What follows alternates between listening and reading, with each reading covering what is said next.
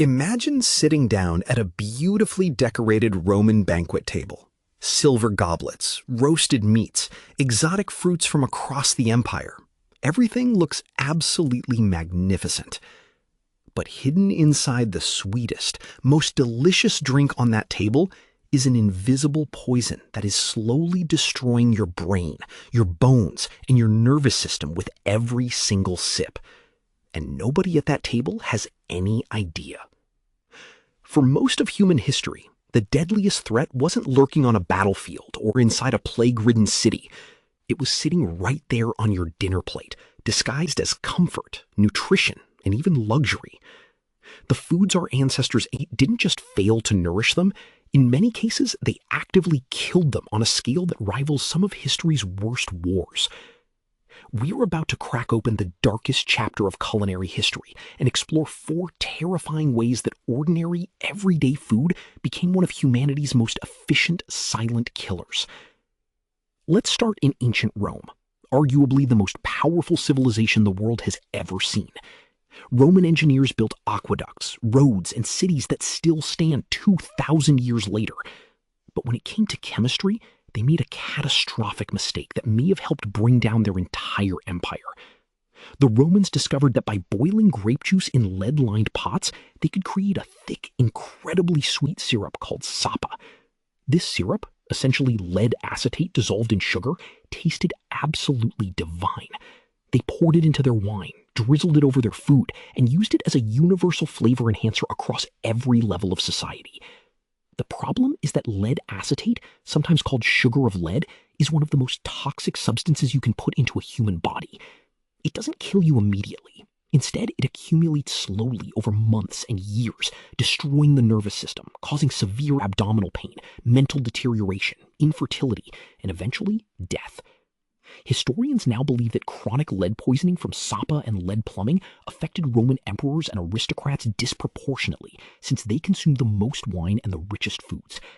Some researchers even argue that widespread lead poisoning contributed to the erratic behavior of infamous emperors like Nero and Caligula, and played a role in the slow cognitive and demographic decline of the Roman elite. An entire empire brought to its knees not by barbarian armies alone, but by a sweet syrup they couldn't stop eating. Now, let's fast forward to medieval Europe, where the next invisible food killer was hiding inside the most basic, essential staple of human life: bread. In the cold, damp fields of France, Germany, and England, a tiny parasitic fungus called ergot was silently infesting rye grain. When farmers harvested their crops and ground the grain into flour, they unknowingly baked the ergot right into their daily bread. And when entire villages ate that bread, all hell broke loose. Ergot contains chemical compounds that are closely related to lysergic acid, the base molecule of LSD. The effects were absolutely horrifying. Victims would experience violent convulsions. Their limbs would feel like they were burning with invisible fire, a condition called St. Anthony's fire, and they would hallucinate vivid, terrifying visions of demons and monsters. Entire towns would descend into collective madness, with hundreds of people screaming, convulsing, and clawing at their own skin simultaneously. In severe cases, the toxin would restrict blood flow to the extremities so dramatically that fingers, toes, and even entire limbs would turn black with gangrene and simply fall off. The worst part? Nobody understood why it was happening. Medieval physicians blamed the devil, witchcraft, or divine punishment. Some historians now believe that the infamous Salem witch trials of 1692 may have been partially triggered by ergot-contaminated rye bread, causing the young accusers to genuinely experience hallucinations and convulsions that the community interpreted as demonic possession.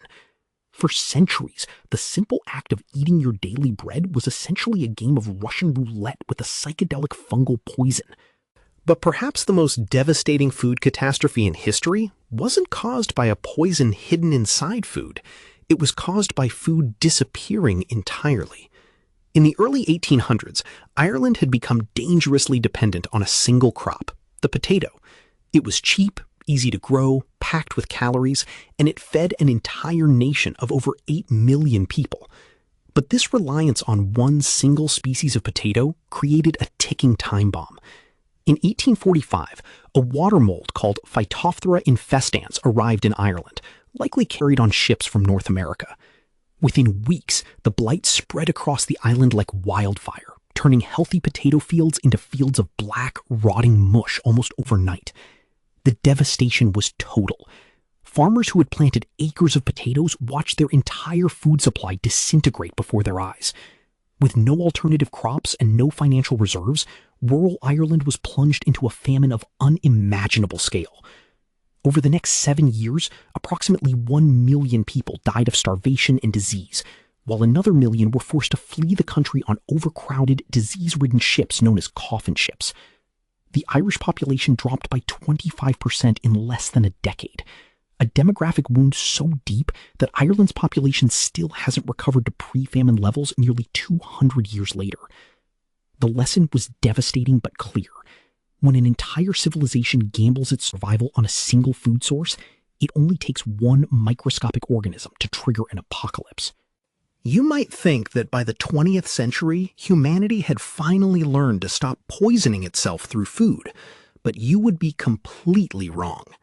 In the 1920s and 30s, a bizarre health craze swept across America and Europe: radioactive food and beverages marketed as miracle health products. Companies sold radium-infused water, radium chocolate bars, radium bread, and even radium suppositories, all promising to boost energy, cure impotence, and restore youthful vitality. The most famous product was Radiathor, a patented medicine that was essentially distilled water laced with radium. Its most loyal customer was Eben Byers, a wealthy American socialite and amateur golf champion who drank nearly 1,400 bottles of Radiathor over 3 years because he believed it was keeping him healthy and energetic. By 1931, his jaw had literally disintegrated. His skull was riddled with holes, and his brain was developing abscesses from the radiation. He died in 1932 at the age of 51, and his body was so radioactive that when it was exhumed in 1965, it was still emitting dangerous levels of radiation. The Wall Street Journal ran his story under one of the most chilling headlines in journalism history. The radium water worked fine until his jaw came off. Byers' death finally shocked regulators into action and helped establish the Food and Drug Administration's authority to crack down on dangerous health products. But before that happened, thousands of unsuspecting consumers had already been slowly irradiating themselves from the inside out, one glowing sip at a time. Looking back at this parade of culinary horrors, it's staggering to realize that for most of human history, the simple act of eating was genuinely one of the most dangerous things you could do. From lead-sweetened Roman wine to psychedelic medieval bread, from single-crop famines to radioactive health drinks, food has killed, maimed, and destabilized entire civilizations on a scale that's almost impossible to comprehend. And here's the unsettling truth: we're still not completely safe. Modern food supply chains still face threats from contamination, monoculture vulnerability, and unregulated supplements. The difference today is that we at least have the scientific tools to detect these dangers before they spiral into full-scale catastrophes. But if you think poisonous food was terrifying, consider this.